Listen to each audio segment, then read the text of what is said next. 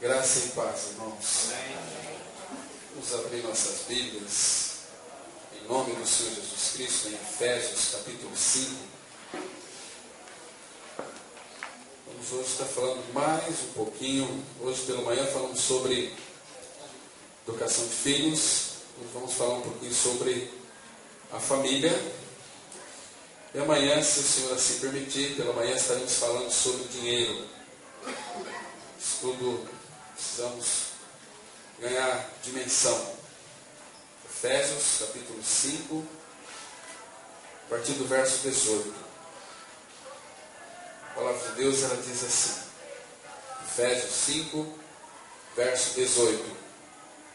E não vos embriagueis com vinho, no qual há dissolução, mas enchei-vos do Espírito, falando entre vós com salmos, entoando e louvando de coração ao Senhor com hinos e cânticos espirituais, dando sempre graças por tudo a nosso Deus e Pai, em nome de nosso Senhor Jesus Cristo, sujeitando-vos uns aos outros no temor de Cristo.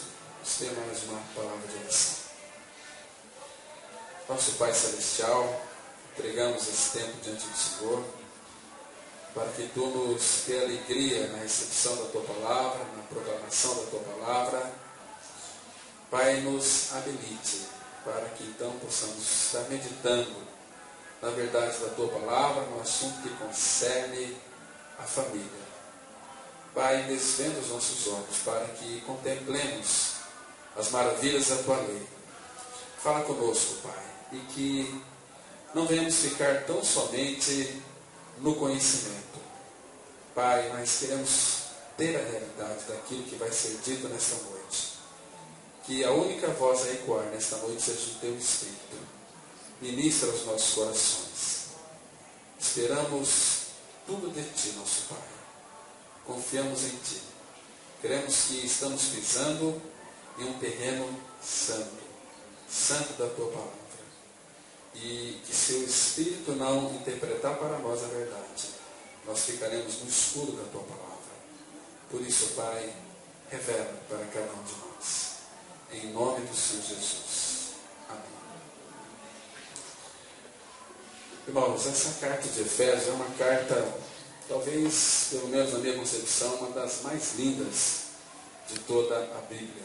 Ela é uma carta completa, que fala aqui das riquezas insondáveis de Cristo, daquilo que o bom prazer do Pai já revelou para cada um de nós, daquilo que o Pai tem para acrescentar para cada um de nós, e nós estamos dentro desse contexto da carta de Efésios. Uma carta linda, uma carta que nos leva a um amadurecimento espiritual muito rico, é uma carta preciosa. Quanto mais você lê Efésios, mais você começa a amar a Cristo, porque ela inteirinha fala de Cristo. O apóstolo Paulo, ele fala de Cristo de uma forma tão dócil, tão gostosa, de uma forma que ele não se importa com ele, mas ele quer que a pessoa de Cristo seja vista, conhecida, seja percebida, seja recebida, seja desfrutada.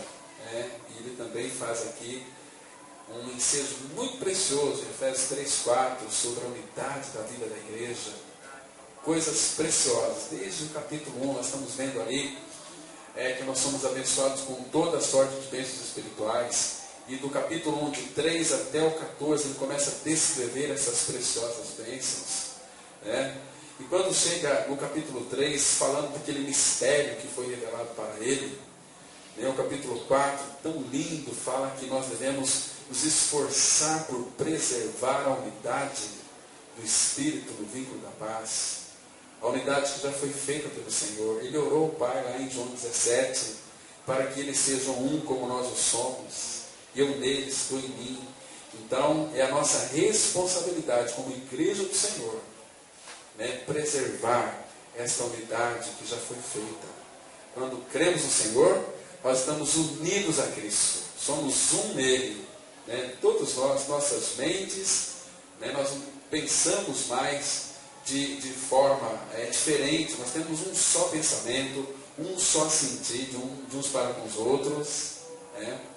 E agora, quando chega no capítulo 5, nós voltamos a nossa atenção aqui para a Trindade Santa e também para o lar, que é muito importante nós verificarmos aqui lições preciosíssimas nas quais todo o capítulo 5 ele vai tratar especificamente para a família. E, logicamente, que Paulo aqui está se referindo, o Espírito, ele faz menção de que grande é este mistério, mas ele está se referindo a Cristo e a igreja. Agora, dentro de um lar cristão, ali nós temos figuras maravilhosas e preciosas, o marido como cabeça da esposa. E a esposa era uma figura tão clara da igreja. Né? Certa vez perguntaram para Frank Viola por que nosso Senhor Jesus Cristo ele não se casou. Ele foi um eterno solteirão enquanto estava aqui na face da terra. Poderia ter se casado, claro que poderia.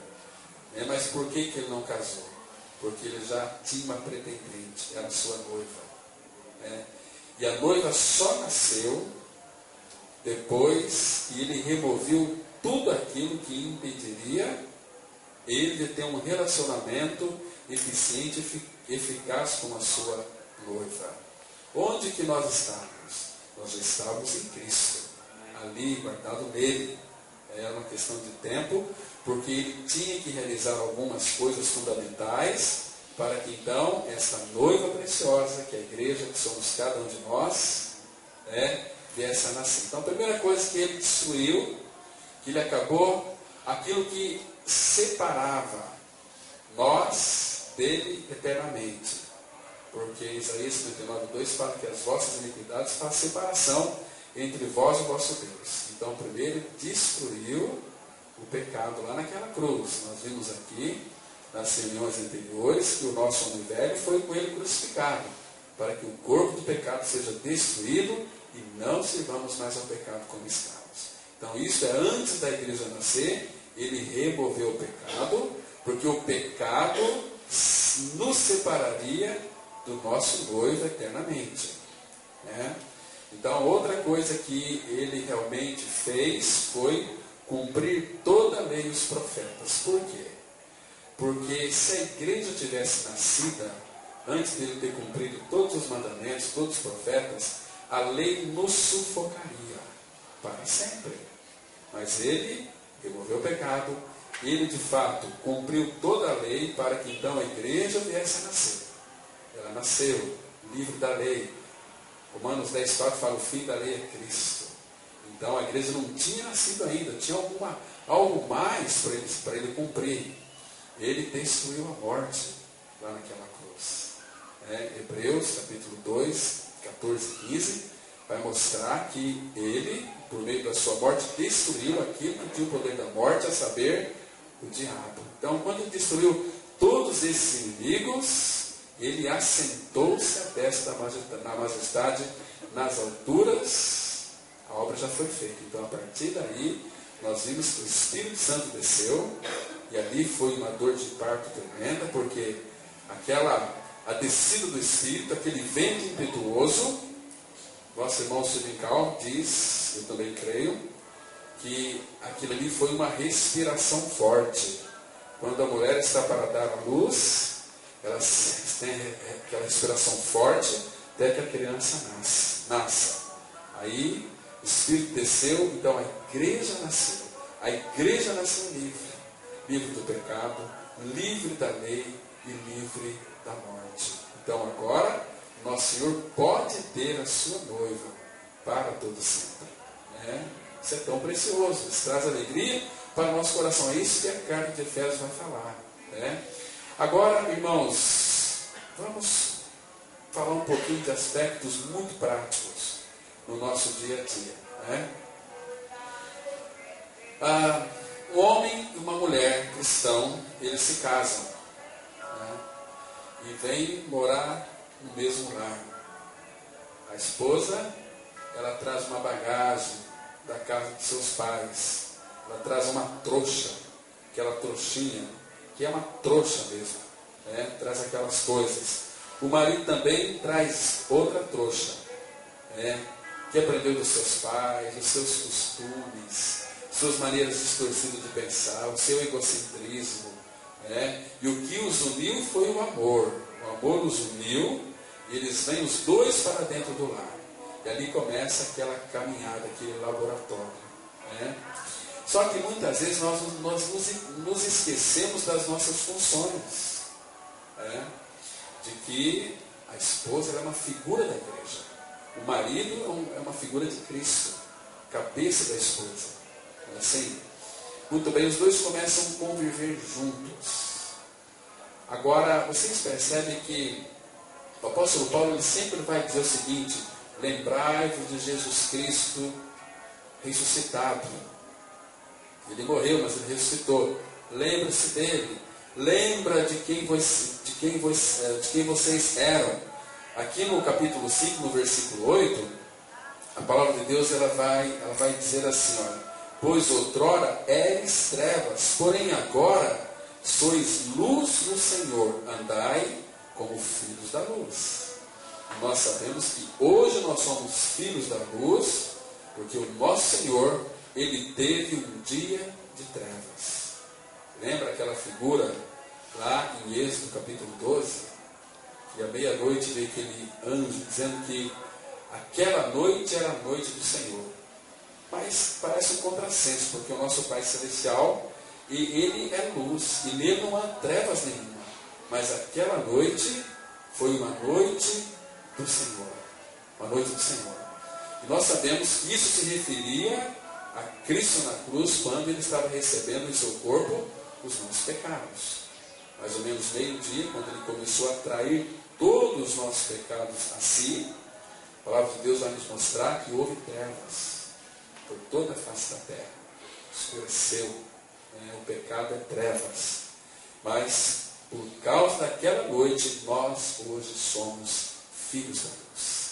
Porque Ele é a luz do mundo e habita dentro de nós. E na nossa relação conjugal, nós temos uma tendência de se lembrar de quem nós éramos e quem nós somos hoje. Então, o lar é um local absolutamente santo, onde ali nós podemos verificar toda a expressão da vida de Cristo em um lar. Talvez, quem aqui poderia convidar um casal que está em dificuldade dentro da comunidade? Olha, vamos lá para a minha casa, e lá na minha casa é um pedacinho do céu. Vamos conviver conosco lá pelo menos uns 15 dias, para que vocês aprendam a ser casais cristãos. Sejam meus imitadores, como nós somos de Cristo. Eu acho que essa deve ser a função da igreja, quando, obviamente, no meio cristão, existem os ataques malignos. Vamos tratar aqui dos dardos inflamados do maligno, que ele lança no meio da família, para fazer com que toda a família ela começa a ter uma desproporção naquilo que concerne a comunhão com o Senhor. Isso são uma série de coisas. Essa semana que passou, semana que passou eu fui visitar uma família evangélica, e quando eu cheguei naquela casa, eu pedi ali para beber um copo de água, e aquela família hesitou em abrir a geladeira para mim. Abriu, mas ficou lá na frente uma pessoa para que eu não visse o que estava dentro da geladeira. Obviamente que eu creio que o lar cristão é um lar transparente. Não temos que ocultar e esconder nada de ninguém. Quando alguém vai na nossa casa visitar, tem que ser um lar de portas abertas. Agora, o problema é que nós começamos a mascarar uma vida cristã que, na realidade, nós não estamos vivendo. Muitos vivem um relacionamento conjugal de aparência. A sua vida com o Senhor também é uma vida de aparência.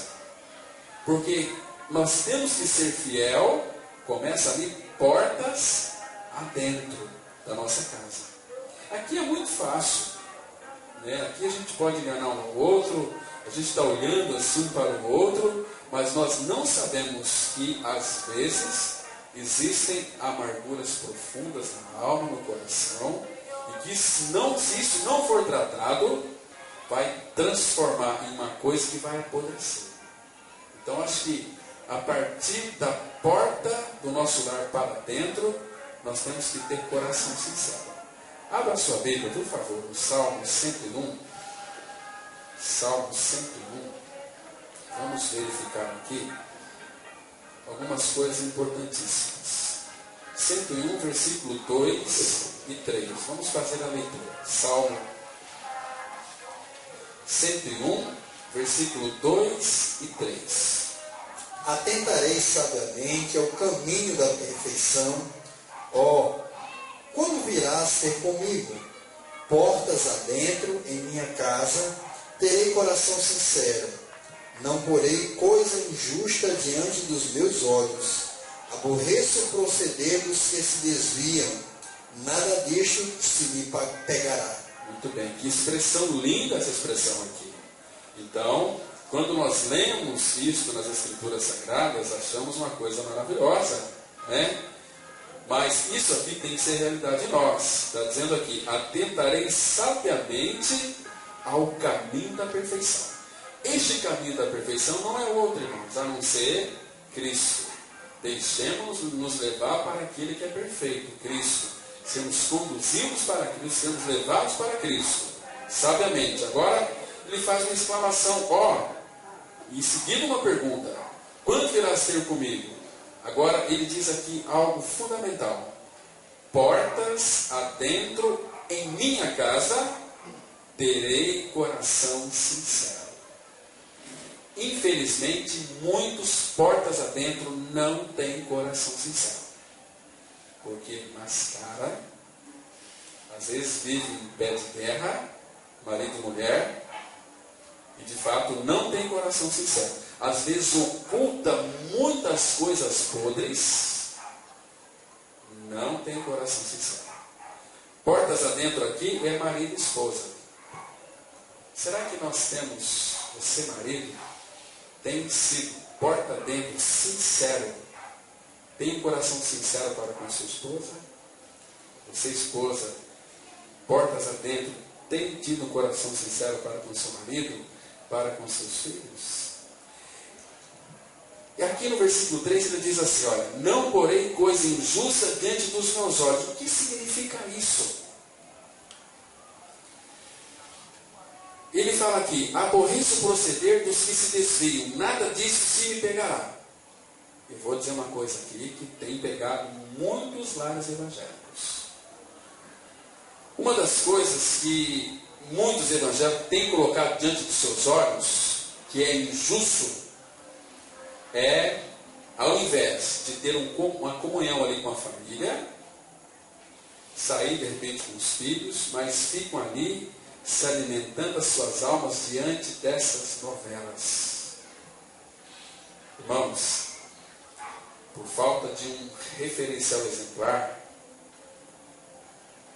faz com que no Brasil novelas seja um assunto muito sério e influencia muita gente. Estou dizendo que ver televisão é pecado, mas nós somos influenciados pela televisão, por novelas.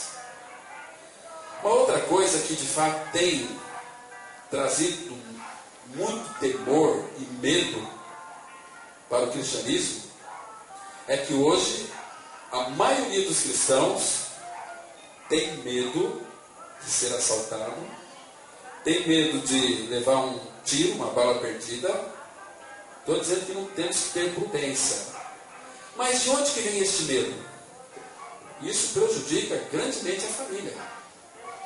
Eu vou dizer para vocês de onde que vem esse medo. São pessoas que mais ou menos 5 horas da tarde ligam o seu aparelho de televisão em instrumentos aterrorizantes chamados Programa Brasil Urgente, programa de Marcelo Rezende, né? Aquilo no alimento da alma, o que aquilo tem passado de bom para as famílias, irmãos. Vamos ser sinceros. Então, portas adentro, nós temos sido sinceros. Tem pessoas que são viciadas em assistir esse tipo de programa. Isso faz um mal terrível. Dá uma olhada em Isaías, capítulo 33, versículo 15. Aqui a palavra vai mostrar, olha, irmão, isso aqui é 450 anos antes de Cristo, é tão atual. Isaías 33, versículo 15.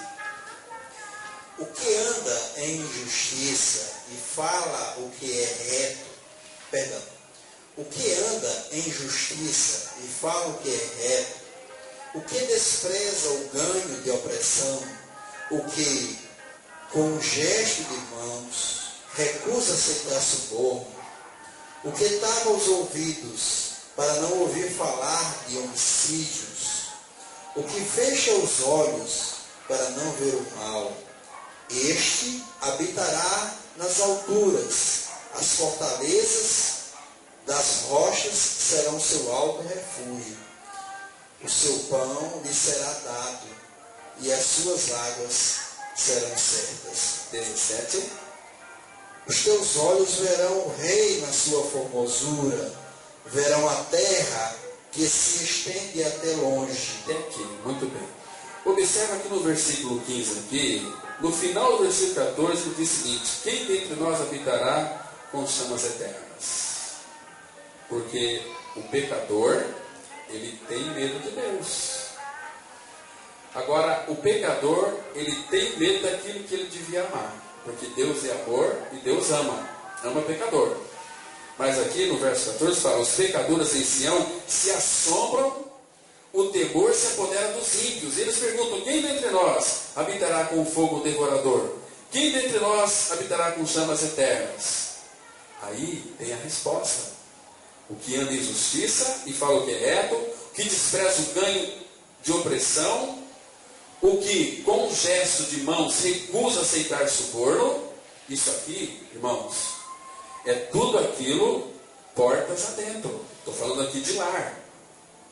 E veja aqui, está falando do Datena, está falando aqui do Marcelo Rezende, essas coisas podres que a imprensa traz, porque o sistema é maligno, o que tapa os ouvidos para não ouvir falar de homicídios. Você tapa os seus ouvidos, você desliga essa porcaria na hora desses programas podres que aterrorizam as famílias. Faz muito mal para os nossos filhos. Hoje os pais, ao invés de comprar para a filha um fogãozinho, compra aí maquiagem, ao invés de comprar para os filhos aí um carrinho, uma coisa, compra arma de brinquedo. Por quê? A mídia, a gente pensa que não tem influência, mas está todo dia pim, pim, pim. De repente, o teu falar é aquilo que... Você é aquilo que você come. Então, quem que vai habitar nas alturas? Quem que vai ver o rei na sua formosura? É o que tapa os ouvidos para não ouvir falar de homicídios e fecha os olhos para não ver o mal. Falando aqui de portas adentro, teremos coração sincero. Né? Então, esse é um dos grandes empecilhos para a família cristã. Nós estamos vendo hoje, a tecnologia tem se avançado, né? O saber tem se multiplicado, mas o amor entre a família está se esfriando. Hoje os casamentos não duram aí mais do que 2, 3 anos. Aliás, não está havendo mais casamento. Está havendo, vamos morar juntos, vamos ficar juntos. E o que é impressionante é que muitos pais cristãos admitem este tipo de coisa. Falamos hoje pela manhã sobre aqueles pais que são cúmplices das obras das trevas. É melhor que minha filha durma em casa com o namorado do que no mundo. Qual que é a diferença? Nenhuma. Estou falando aqui de experiências reais que temos visto e atendido nesses dias. Vamos lá para o nosso texto básico, vemos algo mais ali naquilo que concerne a família. Efésios capítulo 5. Irmãos, então aqui está a receita para um casamento feliz e eficaz. A Bíblia diz assim, olha, não vos embriagueis com vinho, no qual há dissolução, mas enchei-vos do Espírito. Então nós temos, irmãos, fomos batizados com o Espírito Santo uma única vez. Agora, nós temos que encher-nos com o seu Santo Espírito todos os dias. Para que então, este amor de Deus, ele possa ser cada dia mais renovado. Senão se nós não tivermos uma mente renovada, a gente vai ser crente com mentalidade velha. Pensando coisas velhas, não tem uma mente renovada. Quanto mais você é cheio do Espírito, mais o Espírito vai falar de Cristo. O amor, todo o amor de Deus, ele colocou em Cristo, colocou Cristo em nós. Quem nos separará do amor de Deus que está em Cristo Jesus? Então, todo o amor do Pai, ele colocou no Filho. E quando cremos que estamos crucificados com Cristo, Cristo vem ser a nossa vida. Então, nós temos o amor do Pai. Agora, este amor do Pai, ele vem com discernimento. Não é um amor assim que aceita tudo. Claro que não. É um amor que tem discernimento, inclusive correções, né? Agora, aqui no versículo 21 ele diz assim: sujeitando-vos uns aos outros no temor de Cristo. Quem que funciona assim? É a Trindade. A Trindade, o Pai, sempre se sujeita ao Filho. O Pai se sujeita ao Filho, o Filho ao Pai, o Espírito Santo ao Pai, o Espírito Santo ao Filho, o Filho ao Espírito Santo. Então, é uma harmonia, algo tão maravilhoso a Trindade. Ela funciona assim, um se sujeitando ao outro. Por isso que está aqui, antes de Paulo falar sobre o lar cristão, ele diz algo fundamental. Olha aqui, dando sempre graças por tudo a nosso Deus e Pai, em nome de nosso Senhor Jesus Cristo, sujeitando-vos uns aos outros no temor de Cristo. Aí, depois ele começa a estabelecer as suas funções. As mulheres sejam submissas ao seu próprio marido como ao Senhor. Então, quando é que a esposa será submissa ao marido? Quando ela temer a Cristo. Quando, de fato, ela está sujeita a Cristo. Está dizendo aqui no 23, marido, porque o marido é a cabeça da mulher. Né? No 25 diz assim: maridos, amai vossa mulher, como também Cristo amou a igreja, e a si mesmo se entregou por ela. Então, a responsabilidade de nós homens ela é muito grande. Amar as vossas mulheres. E, se você de fato bate no peito, eu sou uma nova criatura, um cristão, mas se você é um grosso na sua casa, seu cristianismo é um falsificado. Porque, irmãos, quando eu quero conhecer um marido, eu olho para a esposa dele. Porque se a esposa for uma esposa cabisbaixa, triste, zorumbática, semicoflauta, é porque o marido é um grosso, é um chato, é um egoísta, é um ignorante, igual São José do Rio Preto, pastor que pregava muito bem, mas a esposa grávida chutava a barriga dela quando ela estava grávida. Que absurdo é isso? Isso é cristão? Claro que não. Então, aqui não é só a mulher ser submissa ao marido, mas sujeitando-vos uns aos outros no temor de Cristo. Porque a minha esposa, eu preciso me sujeitar a ela também, porque ela também tem revelação do Senhor. Agora aqui, a nossa responsabilidade é muito grande. As pessoas falam assim: se houver uma separação, é 50% do homem, 50% da mulher. Mentira. Se houver uma separação, a culpa é toda do homem. Porque ele é o cabeça da mulher. Ainda que ela seja o pescoço, mas ele é o cabeça. Se o marido amar a sua esposa, cuidar dela, alimentar ela, esse amar aqui não é com esse amor humano, condicionado. Não é esse amor de troca. E eu amo a minha esposa porque ela me ama. Se ela me deixar, ela vai embora. Amanhã, 2 anos, eu vou sofrer. Talvez é isso. Eu já posso arrumar outra. O amor de marido e mulher é um amor de troca. Mas na regeneração aconteceu algo tão maravilhoso. O amor de Deus é derramado em nossos corações pelo Espírito Santo que nos foi dado. Para que este amor de Deus foi derramado? Você conhece o que é o amor de Deus, irmãos? Vamos ver um pouquinho a respeito dele. 1 Coríntios capítulo 13. 1 Coríntios capítulo 13. Porque nós vemos hoje tantos maridos que pregam as escrituras sagradas, falam que tem tantas experiências com Cristo, mas em casa é um crápula, é um safado, é um sem vergonha, é um cobiçoso, amargura sua esposa, não dá atenção para os filhos e diz: eu sou um cristão. Isso é um absurdo, isso não existe. Vamos lá em casa, passar uma semana, vamos lá, é um pedacinho do céu. Quem aqui? Isso tem que acontecer na vida da igreja. Quando o casal está com dificuldade lá, com problema, olha, vamos lá em casa ficar uma semana. Vamos aprender juntos o que significa ser nova criatura na prática. Mas sabe por que muitos não convidam? Porque às vezes o lar é um inferno. E vai domingo lá, com cara lambida, graça e paz, irmãos, está tudo bem? Tudo bem! Chutou o cachorro em casa, xingou, mas vamos logo esse cabelo aí, tá bom, gente, tá. E vai para a igreja assim, misericórdia. E depois à noite, ai amor, vamos, ter uma relação sexual. Qual mulher que vai querer ter relação sexual com um homem que é grosso, que não é carinhoso, que não é amoroso? Qual mulher que vai ter prazer em se entregar por um homem desse? Misericórdia.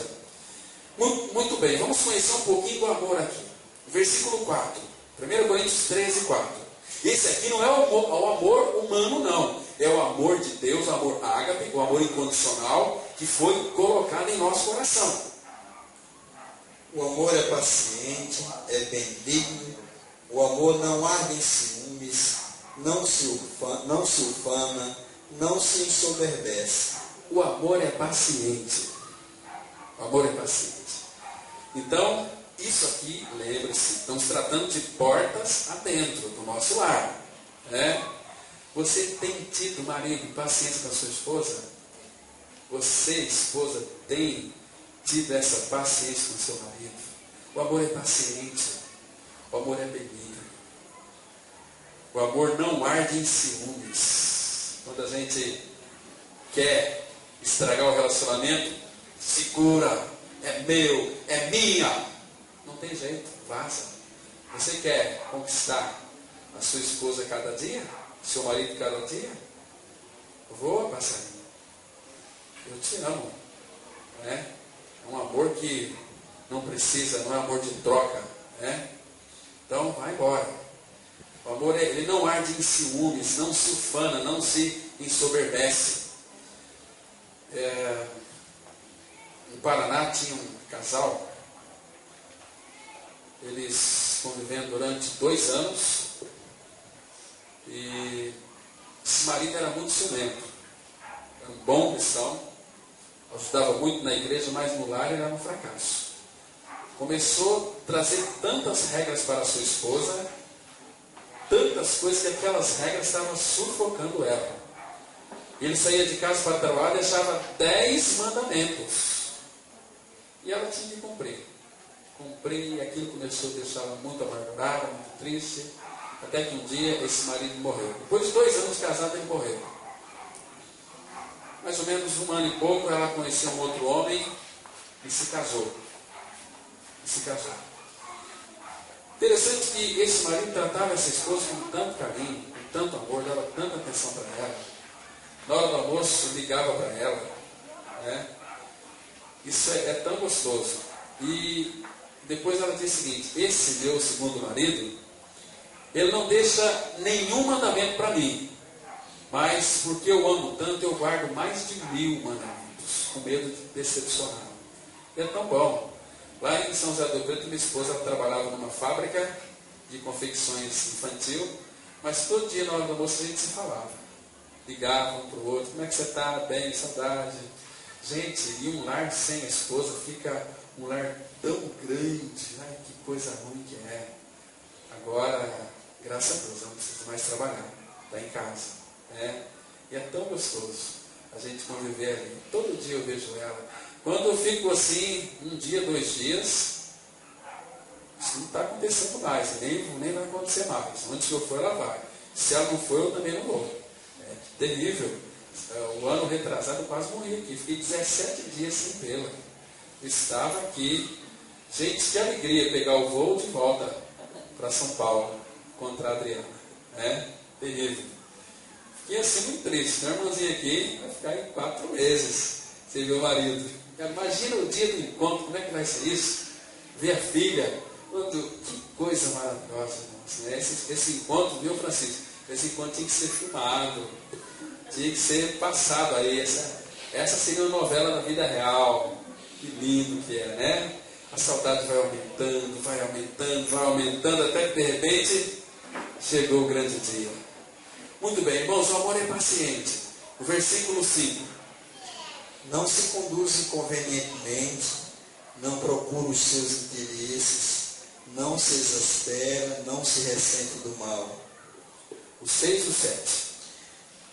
Não se alegra com a injustiça, mas regozija-se com a verdade. Tudo sofre, tudo crê, tudo espera, tudo suporta. Então, esse é o amor. Tudo sofre, tudo crê, tudo espera, tudo suporta. Este amor nos dá suporte para tudo isso. Para viver uma vida conjugal bastante alicerçada na verdade da palavra de Deus. Vamos voltar para o nosso texto básico. Então, este aqui é a responsabilidade do marido. Amai a vossas esposas. Quanto mais ama, mais você vai ganhar com isso. Agora, não adianta dizer o seguinte: olha, eu te amo muito, mas a esposa quer ver a prática desse amor, né? Tem muitos casais que eu creio que é fundamental, muitos aí entendidos de relacionamento dizem que é muito bom a gente fazer essas reafirmações. Eu te amo, olha, você é muito importante na minha vida, então, você é uma esposa muito especial.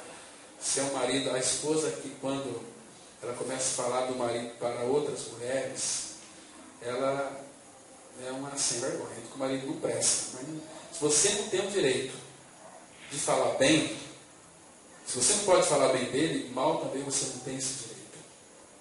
Mas se você tem problema, procure uma irmã da igreja que seja do Senhor. Olha, me ajuda em oração. Que você sabe que essa semana não vai contar nada para ninguém. Tão importante isso. Aí Deus ele vai mudar o coração, porque, queridos, nós dissemos aqui no início que família não foi ideia minha e sua, foi ideia do Senhor. Então aqui nós temos um manual do fabricante. Quando você vai comprar um instrumento lá, uma batedeira, então vem um manual para você estar ali manipulando aquele aparelho eletrodoméstico. Então, nós temos muitas dificuldades, muitos problemas, mas nós temos um manual aqui, que é as Escrituras Sagradas, E outra coisa, temos aquele que pode fazer tudo, restaurar casamento podre. Hoje, muitos casamentos estão apodrecidos. Os casais vivem em casa, mas vivem tão distantes uns dos outros. Você sabe por que de onde surgiu o grito? Por que as pessoas gritam? Às vezes elas são tão pertinhas, marido e mulher estão tão perto, às vezes a gente vê cada grito. Sabe por que tem grito? Porque normalmente, grito, por exemplo, uma pessoa lá bem distante. Ei, você aqui, eu preciso de gritar. Ela vai escutar. Então ela está distante. Então, no relacionamento conjugal, quando começa a haver gritos, porque internamente eles estão bem afastados um do outro. Então tem que gritar. Um grito grita mais alto ainda. Agora, se nós maridos aprendêssemos a escutar as nossas esposas, nós iríamos ganhá-las cada dia mais. Ei, seria uma bênção. O marido que sabe ouvir a sua esposa, porque ela vem de um mundo diferente. Mulher fala mais do que o homem da cobra. Fala muito. Agora, só que nós temos um problema. Nós achamos que elas querem, estão pedindo as nossas opiniões sobre determinado assunto. Mas não é, ela gosta de falar, tem necessidade de falar. Fala. Às vezes não fala nem coisa com coisa, mas escuta Se você tiver vontade de falar, morde a língua, até faz sangue, mas não fala. Fala assim, e pronto. Depois ela falou. Aí pronto, aí você tem o domínio. Aí você leva ela para onde você quiser. Ela é toda sua. Mas se não souber falar, você vai criar um indício muito grande com a sua esposa. Imagina Cristo e a igreja, se ele fosse impaciente conosco. O que seria de nós? Onde nós estaríamos hoje? Mas ele é longânimo, o amor é paciente, é benigno, complacente, não se ressente do mal, tudo sofre, tudo crê, tudo espera, tudo suporta. Este é o amor de Deus, revelado na pessoa de Cristo Jesus. Esse é o amor que ele tem para restaurar casamento. Não adianta fazer terapia de casais. Olha, vamos participar de uma terapia de casais. Muitos casais fazem atendimento psiquiátrico, psicólogo. Não resolve, meus irmãos. Resolve durante, talvez aí 15, 20 dias, mas volta tudo ao normal. Sabe por quê? Psicologia não resolve o problema do casal. Porque se resolvesse, Cristo não teria morrido na cruz. Ele é o maior psicólogo do mundo. Ele teve que morrer. Então nós entendemos que psicologia não resolve o problema do casamento. O que resolve é Cristo.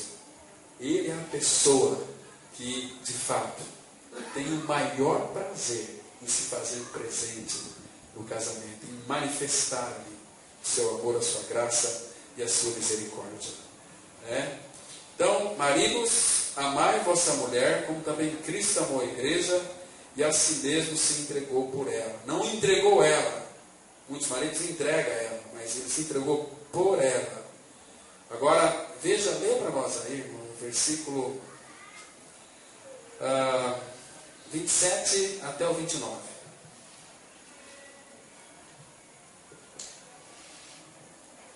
Para apresentar a si mesmo igreja gloriosa, sem mácula, nem ruga, nem coisa semelhante, porém santa e sem defeito. Assim também os maridos devem amar a sua mulher como o próprio corpo. Quem ama a esposa, a si mesmo se ama. Porque ninguém jamais odiou a sua própria carne, antes a alimenta e dela cuida, como também Cristo o faz com a igreja. Muito bem, presta atenção aqui, amados. O princípio aqui que foi estabelecido foi o amor. O amor, Deus é amor. O princípio para tudo é amor. O fruto do Espírito é amor, a alegria, paz, bondade, etc. Então aqui, observe no verso 28, diz assim: assim também os maridos devem amar a sua mulher. Por que amar? A palavra amargura, não tem um G ali? Amargura. Então você tira o G e coloca o C. De cruz fica amargura. Maridos, o que vai curar e restaurar o relacionamento é o amor. É quando nós amamos. E o amor é uma doação. Amor é doação. No 29 fala assim: porque ninguém jamais odiou a própria carne, antes a alimenta e dela cuida.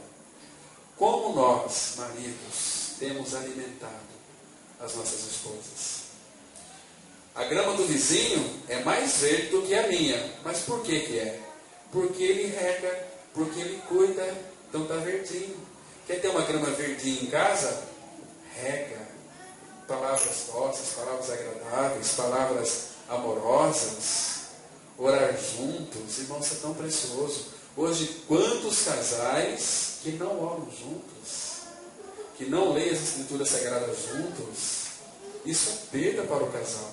Isso é dar campo para que Satanás entre e faça uma arruaça ali. Entende? Mas quando um lar ali, de fato, Cristo, Ele é o Senhor daquele lar, o casal ora, o casal, gente, é algo tão maravilhoso.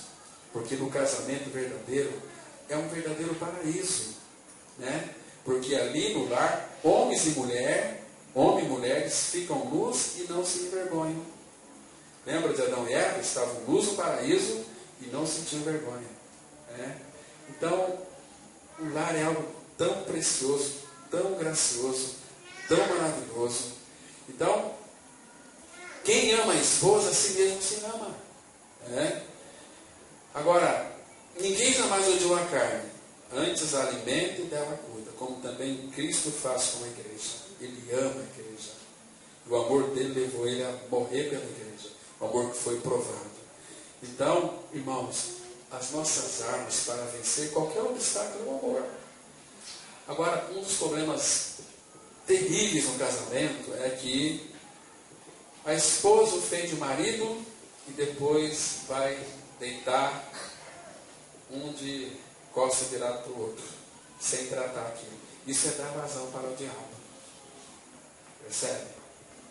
O marido lá dá um grito com a esposa, ela fica toda ressentida e ele não vai tratar com ela, pedir perdão. Se humilhar. Na hora de fazer, fez. Gritou, magoou. Mas se aquilo não for tratado, irmãos, o casamento começa a ter um problema muito sério. Você começa a ficar seco, você começa a ser uma pessoa irritada em casa, nervoso, você fica como que, fica tudo estranho, você não consegue nem mais ouvir a voz da sua esposa. A sua esposa não consegue mais ouvir a sua voz também, porque é uma irritação reinante, tudo por causa de falta de perdão. Aquele que não perdoa, normalmente ele tem o seu humor, o seu vigor, fica seco, sequidão de estilo. Salmo 32 vai mostrar isso tão claramente. Salmo 32. Vamos ler aqui alguns versículos desse salmo que fala desse perdão no relacionamento conjugal. E nós sabemos, irmãos, que tem maridos que fazem da sua esposa um capacho.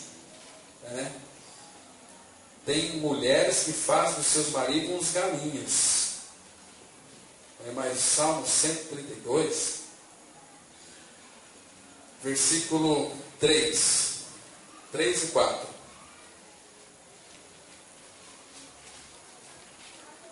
Não entrei na tenda. Salmo 32, 3 e 4. 32 ou 130? 32, 3 e 4. Ah, é 32. Isso. O pastor falou 132.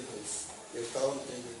Então tá, então é o Salmo 32, versículo 3 e 4. Enquanto calei os meus pecados, envelheceram os meus ossos, pelos meus constantes gemidos todo dia, porque a tua mão pesava dia e noite sobre mim, e o meu vigor se tornou em sequidão de estio. Essa palavra aqui, sequidão de estio, significa uma estiagem, seco. Quando não chove, deixa de chover aí muitos dias, então fica seco. Mas aqui, amados, enquanto calei os meus pecados, envelheceram os meus ossos, você vai ter um problema também muito sério aí de dores, de doenças, por causa do pecado, pelos meus constantes gemidos todo dia. Uma pessoa que de fato, no casamento, ofende a esposa, o esposo ofende o marido, aquilo não é tratado, não é pedido perdão, você só vai gemer. Aí você começa a gemer para outras pessoas. Você fica insuportável, porque aqui no versículo 4 diz assim: a tua mão, porque a mão de Deus pesa dia e noite sobre mim, e o meu vigor, em outras versões está humor, o meu riso, se tornou seco. Sequidão de estio, quando não chove mais. O que é um sequidão de estio? É quando um fala, o que você tem? Eu não tenho nada. Seco. Aquela coisa, tipo igual um cavalo, dá um coice. Fica escoiciando, fica seco. A maioria dos relacionamentos estão vivendo essa sequidão de estio. Não tem alegria no casamento. Porque de fato não se perdoam. É como o cavalo e a mula, parece que não tem entendimento. Veja aí o versículo 9. Não sejas como o cavalo ou a mula sem entendimento, os quais com freios e cabrestos são dominados, de outra sorte não te obedecem. Queridos, se nós já cremos em nossa morte e ressurreição com Cristo, se Ele já nos perdoou naquela cruz de tudo, e o perdão sara, por que nós não perdoamos a nossa esposa, o nosso marido? Qual é a dificuldade que nós temos em não perdoar? Se nós já fomos perdoados, é porque nós gostamos de sofrer. Você quer destruir seu casamento? Não perdoa. Você vai ter grande problema. Salmo 103, que vai mostrar um princípio que o que de fato faz com que tenha uma cura genuína é o perdão. Salmo 103, o perdão cura. Versículo 3. Salmo 103, verso 3. Ele é quem perdoa todas as tuas iniquidades, quem sara todas as tuas enfermidades. Ele é quem perdoa todas as tuas iniquidades. Então, perdoou, obviamente, aí tem a cura. Quem sara todas as tuas enfermidades. O perdão, ele é restaurador. O perdão, ele é curador. Então, se nós já fomos perdoados, podemos ter dificuldade. Então, se você não quiser pedir perdão para sua esposa ou para o seu marido, não magoa mais. Porque às vezes eu sei que é difícil, não sou perfeito. Quantas vezes eu tenho magoado com palavras duras a minha esposa? E depois, irmãos, eu não consigo ler a Bíblia. Eu não consigo orar. Aí eu tenho que ir lá e dizer assim, olha, você me perdoa? Senão não parece que não sou humilhante. São detalhes tão pequenos. Mas se não forem tratados, isso apodrece o casamento. O casamento fica sem vida. Ele perde todo o seu vigor, perde a sua essência do amor, está sendo ali como que sufocado. A falta de perdão sufoca relacionamentos. Então, marido magoou, perdoa ele. A esposa magoou, perdoa ela. Para a gente viver uma vida de homens e mulheres sarados. Irmãos, Cristo, Ele não nos tratou como nós merecíamos. Leia aí, Oswaldo, versículo 10. 103. Isso. Não nos trata segundo os nossos pecados, nem nos retribui consoante as nossas iniquidades. Olha só que coisa linda. O Senhor, Ele não nos trata segundo os nossos pecados. Porque se Ele tratasse conosco segundo os nossos pecados, segundo nós merecemos, nós estaríamos hoje no inferno. E também nem nos retribui consoante as nossas iniquidades. Imagina só se Jesus Cristo nos perdoasse e falasse assim, muito bem, você está perdoado, então você fica aí, eu fico aqui. Você fica aí no inferno, eu estou aqui no céu, mas você está perdoado. É assim que muitos pensam. A palavra perdão, ela tem um termo ali que envolve doação. Pensa no perdoar. Perdoar. Então, aquele que perdoa, se doa. Se doa. Se doa para aquele irmão. Perdoar tem esse sentido. Perdoar. Não adianta você dizer assim, que eu perdoo, mas de hoje em diante vai ser assim. Não vai ser assim. Então, você não perdoou. Quem perdoa, se doa. Quanto mais você se doa, mais você esquece deste mal. Você é uma pessoa sarada, feliz, alegre, um homem ou mulher celebrante. Isso é tão gostoso. Então, quando você sai na rua, as próprias pessoas vão observar e ver, olha, ali, aquele lar, é um lar que de fato serve a Cristo. É uma família maravilhosa. Uma família que vive essa realidade espiritual. Os nossos vizinhos vão ver Cristo em nós. Mas o que os nossos vizinhos estão vendo em nós, irmãos?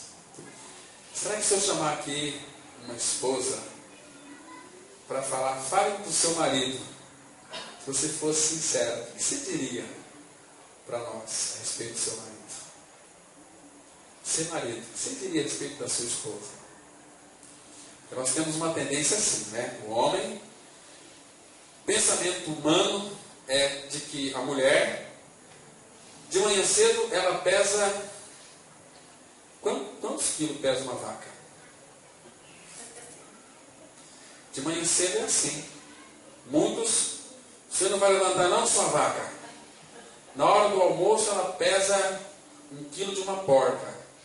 Você não vai lavar essa louça não sua porca. Banheiro.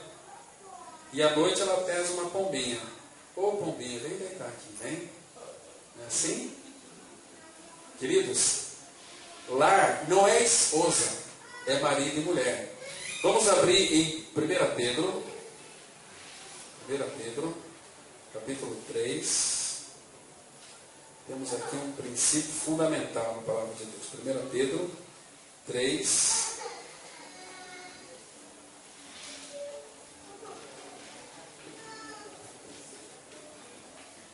Capítulo 3, versículo 7. Maridos, vós igualmente vivei a vida comum do lar, com discernimento e tendo consideração para com a vossa mulher como parte mais frágil. Tratai-a com dignidade, porque sois juntamente herdeiros da mesma graça de vida, para que não se interrompam as vossas orações. Muito bem, aqui parece que viver a vida comum, maridos, igualmente viver a vida comum do lar, mas comum do lar aqui é típico da esposa. Pode ser do ponto de vista humano, aí que o mundo, a concepção do mundo, mas para o Senhor não. O marido ele tem que viver a vida comum do lar. E se doar também. Né? Não aquele marido que ele disse assim, não, eu ajudo muito a minha esposa lá em casa. Quando ela está varrendo, eu levanto os pés para ela varrer de baixo. Isso não é ajudar.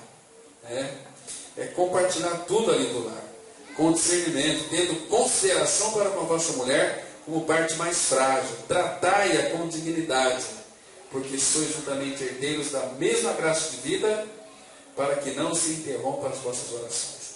Sabia que tem muitos casais que não oram, porque não foi tratado ali a questão do perdão também? Porque se você ofende seu marido, você, marido, ofende a sua esposa, se não for tratado, eu acho impossível você orar. Você não vai orar. Lembra que Jesus disse, quando você for trazer sua oferta no altar, lembrar que se teu irmão tem alguma coisa contra ti, vai primeiro reconciliar com ele. Então por isso que quando algum irmão ou irmã são casados, eles estão com dificuldades, eles não oram, eles mandam, irmãos, orem por mim, estou com problema assim, sabe, etc.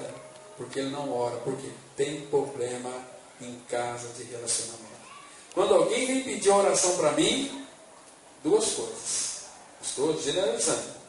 Ou não está se dando muito bem com o marido ou com a esposa, ou então está muito debilitado.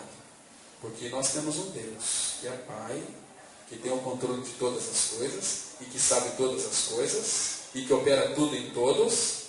Que se nós clamarmos a Ele, por isso que no casal, quando um cai, o outro levanta. Agora, em muitos lares, quando o marido cai ou a esposa cai, graças a Deus, aquele casal que o marido, o esposo estava lá no hospital, nos seus últimos instantes de vida, virou-se para a esposa e disse o seguinte: olha, meu amor, desde quando nós nos casamos, você sempre esteve do meu lado. Quando o nosso carro, eu bati meu carro, um carro novo, não tinha seguro, você estava do meu lado. Quando a nossa empresa foi à falência, você estava do meu lado. Ele falou um monte de coisa ali, eu estava moribundo. Eu estou aqui já quase perdendo a minha vida e você está do meu lado.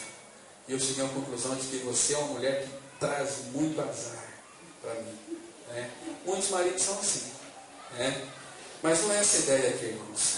Se de fato temos um Deus que é Deus, nós temos que saber que Ele é Deus, porque Deus é o nosso refúgio e fortaleza, socorro bem presente na angústia.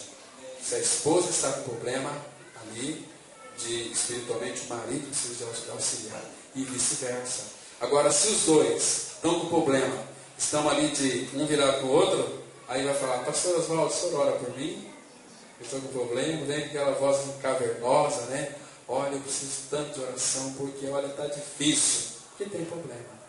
Por que não confessa o problema? Você vai ser curado. Confessa o seu pecado, você vai ser curado. Vamos ler o último texto aqui para nós encerrarmos. Tiago, capítulo 5. Tiago, capítulo 5. Vamos observar aqui um texto bastante conhecido, versículo 16. A Bíblia diz assim, Tiago 5, verso 16. Confessai, pois, os vossos pecados uns aos outros, e orai uns pelos outros, para serdes curados. Muito pode, por sua eficácia, a súplica do justo. Tem problema? Confessai, pois, os vossos pecados uns aos outros, e orai uns pelos outros. Confessar não para Deus, mas para o irmão, para a irmã. Quer ser curado? Então comece a praticar a palavra de Deus. Se tem um problema, você marido, arrume, não precisa ser pastor, um homem de confiança, um homem que é do Senhor. Você vê o seu testemunho, fala, olha, eu estou com um problema sério de pornografia, não consigo me libertar disso. Por favor, ore por mim. Confessou, ele vai orar, você vai ser curado. Porque a Bíblia está dizendo, confessai, pois, os vossos pecados uns aos outros, e orai uns pelos outros para serem curados. Eu sou muito impaciente, eu já morri com Cristo, eu estudei com Cristo, mas eu sou muito estúpido. Eu sou insuportável em casa. A minha esposa está a ponto de separar de mim. Procura alguém. Não seja um fortão. Confesse seu pecado. E aquele irmão vai orar. E você vai ser curado. Você nem vai precisar de uma esposa nova. Vai ganhar um casamento restaurado. Queridos, você quer ser curado? Quer ser curado ou não quer ser curado? Confesse. Põe para fora, vomita. Faz tão bem. Fica com peso aqui, aquele problema, está lá. Não. Tem problema, está com problema. Confesse. Mulher, para uma amiga sua que seja irmã. Tem bom testemunho. Fala, olha, eu estou com um problema sério. Eu sei que eu contar para você, vai ficar aqui. Ore por mim, ore agora. E Deus vai cumprir. Se nós praticarmos aquilo que Ele determinou, Ele vai cumprir aquilo que Ele disse. Confessai, pois, os vossos pecados uns aos outros e orai uns pelos outros para serem curados. Muito pode, por sua eficácia, a súplica dos justos. Porque aqui houve obediência na palavra, o pai toma um assunto para si. Espera aí, meu irmãozinho, meu filhinho lá tem um grande problema. E ele está obedecendo a minha palavra.